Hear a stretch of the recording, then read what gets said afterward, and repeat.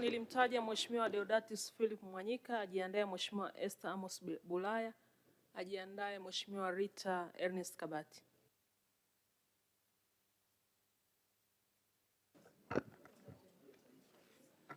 Mheshimiwa Mwenyekiti, nakushukuru sana kwa nafasi niweze kuchangia kwenye bajeti hii ya Wizara ya Kilimo. Awali yote namshukuru sana Mheshimiwa Waziri kwa hotuba nzuri sana aliyoitoa hapa, inayotupa matumaini bado kwenye kilimo makubwa. Na kwa kweli wizara hii imefanya kazi kubwa na inafanya kazi kubwa kuendeleza kilimo. Mambo yanafanyika ni mengi na tunawapongeza sana kwa kazi nzuri wanaoifanya. Lakini kuna maeneo machache ambayo niliona niongelee, ambayo mengi tumeongelea kwenye kamati, lakini nimepiki machache ambayo ni muhimu kwangu na kwa taifa. Mheshimiwa Mwenyekiti, ukiangalia uzalishaji wa mazao ya asili ya biashara, wizara inafanya vizuri sana kwa ujumla, hasa kwenye uzalishaji.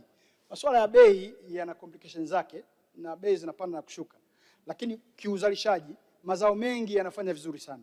Ukienda kwenye korosho linafanya vizuri sana kiuzalishaji, kahawa, hata mkonge unafanya vizuri. Na ninaposema vizuri ni malengo waliojiwekea ukilinganisha na walipofikia. Kwa kiasi kikubwa haya mazao ya korosho asilimia karibu 80, kahawa asilimia 90, mkonge asilimia 90, pamba asilimia 60, tumbaku wako asilimia 95, hata sukari wako asilimia 70. Mheshimiwa Mwenyekiti, matokeo yake ni kwamba kwa ujumla amesema kwenye ripoti yake mpango ilikuwa ni kuzalisha tani milioni 2.2 kwa ujumla kwa mazao hayo yote, lakini wameweza kufikia tani milioni 1,500,000. Kwa hiyo progress ni nzuri.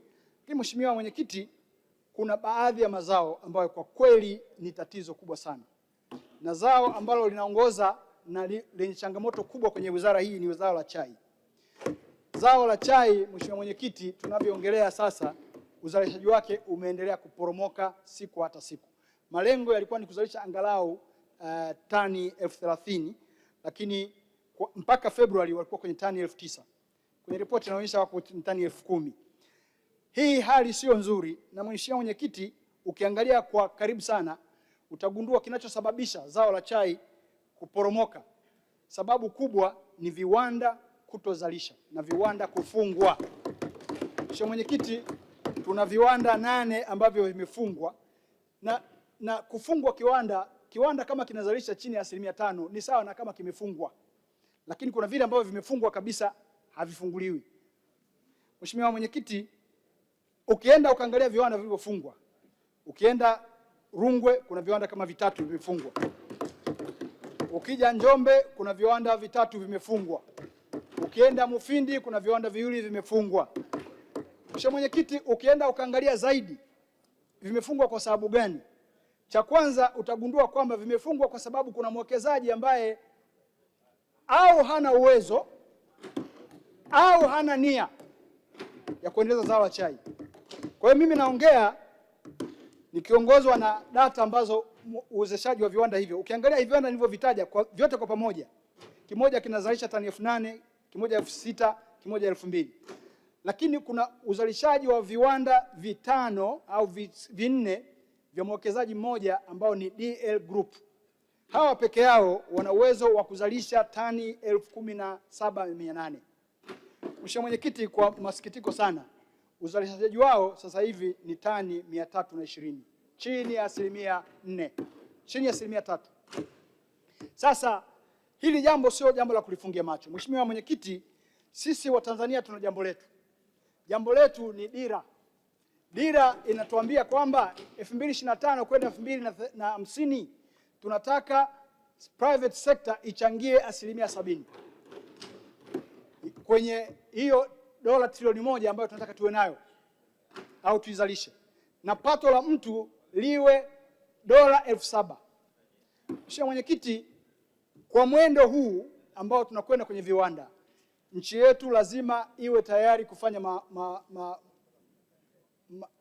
maamuzi magumu. Nilikuwa natafuta neno zuri, maamuzi magumu. Na katika maamuzi magumu ni pamoja na kufanya evaluation ya aina ya uwekezaji ambao tunao. Nchi yetu inavutia wawekezaji, Lakini tunapovutia wawekezaji, kuna baadhi ya wawekezaji, Mheshimiwa Mwenyekiti, hawatufai.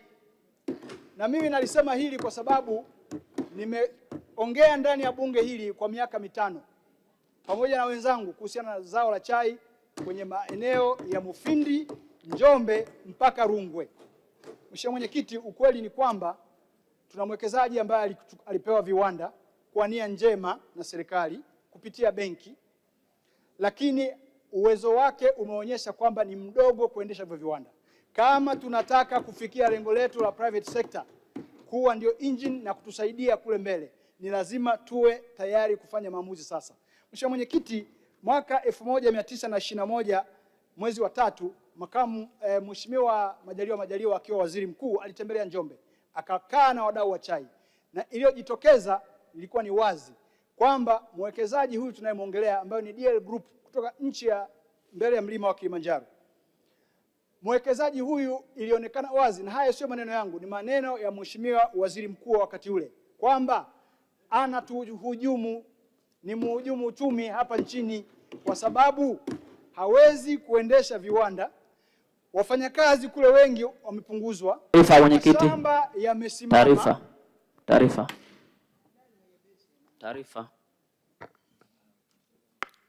Taarifa, Mheshimiwa Edwin Swale.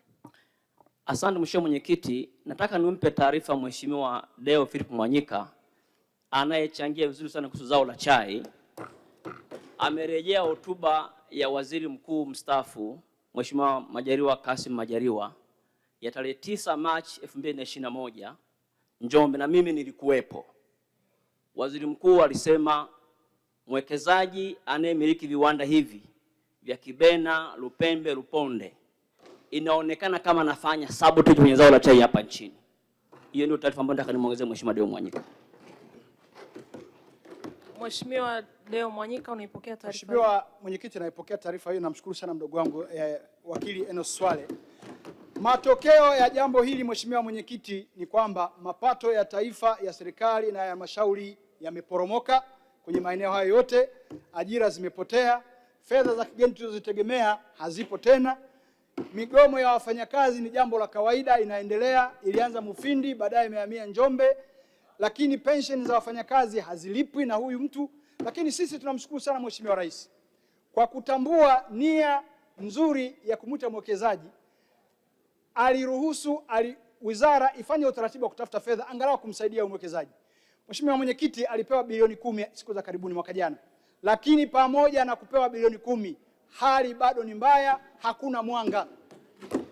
Na hizi fedha sio ni fedha za kutoka huko anakotoka, hizi ni fedha za nchi yetu, za benki yetu hapa ya CRDB. Kwa hiyo mimi niseme kwamba aina ya uwekezaji, Mheshimiwa Mwenyekiti, ni lazima tukubaliane. Ndio mambo aliyosema Mheshimiwa Professor Kitila. Let's try to do business unusual. Let's do business unusual. Tunataka wawekezaji, ni kweli, na sisi hatutaki kupeleka message mbaya kwa wawekezaji. Lakini mwekezaji anayeturudisha nyuma, mwekezaji ambaye anarudisha umasikini kwa wananchi. Chai, Mheshimiwa Mwenyekiti, ni zao ambalo linaongeza ajira kwa watu wa kawaida. Chai ni zao ambalo watu wanauza chai wanapata hela ya kwenda kulipa ada. Chai ni zao ambalo wanalipa wanakwenda hela ya matibabu. Leo hii watu hawawezi kufanya hayo mambo kwa sababu mwekezaji amefunga viwanda, hata chai yake anashindwa kuhudumia. Hawezi kuweka mbolea, hawezi kubadilisha mashine, hawezi kununua spare, hata umeme anashindwa kulipa.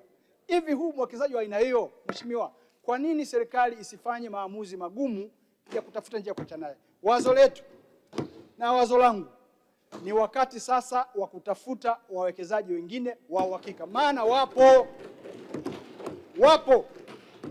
na tuombe sana benki ya CRDB itusaidie kwenye hilo, kwa sababu wao wamefinance. Siamini kama wanaona mwanga kwenye jambo hili. Mheshimiwa Mwenyekiti, huhitaji kuwa financial guru kujua kwamba this is a failed business. Huhitaji. Unaona namba zinajionyesha wazi kabisa. Ukizalisha kwa uzalishaji huu na migomo inayoendelea, deni la pension peke yake la wafanyakazi ni bilioni 4.7 pension. Lakini anakusanya, analipa mishahara kwa kusuasua na hapeleki hata hizo pension bado kwa wafanyakazi. Kwa hiyo hatuwezi kuendelea na hii hali. we have to make a decision. Na mimi nimwombe sana Mheshimiwa Waziri, na matumaini makubwa kwamba analifahamu na na uhakika sana waziri wetu ana uwezo wa kutusukuma tukafika mahali pazuri kwenye jambo hili. Nikuombe sana Mheshimiwa Waziri, sisi tuna matumaini makubwa na wewe, tunakutegemea sana kwenye jambo la chai. Na bahati nzuri na yeye ni mkulima wa chai, nayo yasema haya na yeye anayapitia. Kwa hiyo Mheshimiwa Mwenyekiti, nilipenda niongelee chai kwa uzito huo, na niombe sana serikali ifanye maamuzi. Wakati namshukuru Dr. Samia kwa kusababisha hawa wamepata pesa, lakini hizo pesa hawazitumii inavyotakiwa. Mheshimiwa, lakini wanafanya vizuri kwenye mazao mengi, na zao la parachichi pamoja na mboga mboga, wizara hii imelisimamia vizuri sana na linafanya vizuri sana. Tumeona hapa linakwenda vizuri, production iko above the target, wanaongelea 108%. Mheshimiwa Mwenyekiti, niwaombe sana, bado kuna changamoto. Zao la parachichi ni very delicate, lakini linaweza likatransform uchumi wa nchi hii. Unaposema ni green gold, it really means green gold. Lina uwezo mkubwa wa kutransform uchumi wa nchi hii na kubadilisha maisha ya wananchi wa kawaida. Mimi niwaombe sana, kuna changamoto ndogo ndogo pale, na niwapongeze sana watu wa Kopra, wamekuwa mstari wa mbele kushirikiana na wakulima kutatua changamoto. Kwa hiyo tuwatie moyo waendelee. Lakini kwenye chai tuwaambie watu wa bodi ya chai wapo, kazi yao ni kusimamia zao hili. Tunapiga kelele miaka yote hapa. Mheshimiwa Mwenyekiti, nimwombe waziri akiweza aanze na kubadilisha hiyo bodi. Hatuwezi kuwa na bodi ambayo hatuoni mwanga kwa miaka mitano. Ni vema tukatafuta watu wenye uwezo na walio na commitment ya kubadilisha zao la chai ambalo lina watu wa kawaida wengi sana wanaolitegemea. Umwagiliaji, Mheshimiwa Mwenyekiti, tumesema hapa kwamba kwa kweli fedha zinakwenda kidogo kidogo, na sisi tuombe, ukiangalia statistics za success kwa maeneo ambayo yameshapata umwagiliaji, niwaombe wabunge, pamoja na kwamba tuna matatizo kwenye umwagiliaji, lakini tukumbuke kwamba umwagiliaji ndio utakao tutoa nchi hii. Na kwa statistics za haraka haraka, kwa kiasi ambacho tumeinvest kwenye umwagiliaji kwa maeneo yale mpaka muda huu, tumeongeza eneo la umwagiliaji mpaka kufika hekta 800 kutoka hekta 400 2015, lakini lengo letu ni kufika 1.5 million hectares. Ndugu zangu waheshimiwa wabunge, tija imeanza kusikika. Mpunga, mahindi na vitunguu zote kwa pamoja zimeongeza uzalishaji kwa tani kila hekta. Ukiangalia mpunga tulikuwa 1.8 tons per hectare, tuko 5 mpaka 7. Mahindi tulikuwa 1.5 tons per hectare, tuko 3.7 mpaka 5.0. Nyanya tulikuwa 5 tons per hectare, tuko 18 tons per hectare kwa sababu ya umwagiliaji. Vitunguu tulikuwa 13 tons, tuko 26 tons per hectare. Kwa hiyo niombe sana, bado tuna matumaini makubwa kwamba ni vizuri fedha zikatolewa ili miradi hii. Lakini tuombe, kuna miradi mikubwa ambayo tunaweza kusema ni game changer. Miradi hii ni miradi ambayo itatusaidia sana. Na miradi hii, Mheshimiwa Mwenyekiti, kwa vile ceiling yetu ni ya wizara ni ndogo, tukiendelea kuiweka kwenye hiyo hatutaweza kufanikiwa. Tuiweke kama miradi ya kimkakati ipate financing kutoka serikali. Nakushukuru sana Mheshimiwa kwa kunipa nafasi. Asante Mheshimiwa kwa mchango wako.